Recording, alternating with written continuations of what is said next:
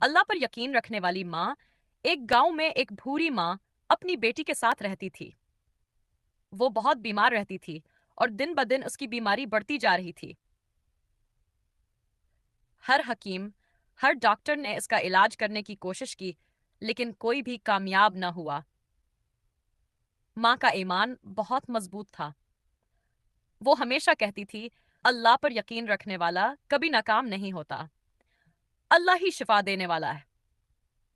لوگ آسے کہتے تھے، کہا بعلاج ممکن نہیں، لیکن وہ پر یقین رہتی تھی کہ ضرور شفا ملے گی۔ اسی علاقے میں ایک حکیم مشہور تھا جو بہت دور رہا تھا۔ وہ چالاک بھی تھا اور اپنے علاج میں کامیاب بھی، مگر اس کے پاس جانے کے لیے بہت زیادہ پیسوں کی ضرورت تھی اور اسما کے پاس ایک چھپینا تھا۔ بیٹی پریشان رہتی تھی کہ بغیر پیسے کے حکیم کے پاس کیسے جائیں گے، مگر ماں مطمئن رہتی تھی۔ وہ کہتی، بیٹی، اللہ چاہے گا تو حکیم خود ہمارے پاس آ جائے گا۔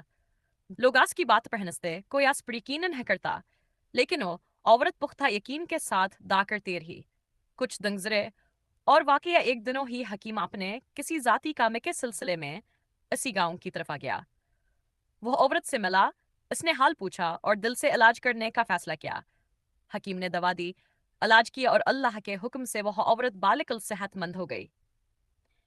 سبق: یہ کہانی ہمیں یہ سکھاتی ہے کہ اللہ پر پختہ یقین رکھنے والا نہ ناکام ہوتا ہے اور نہ محروم۔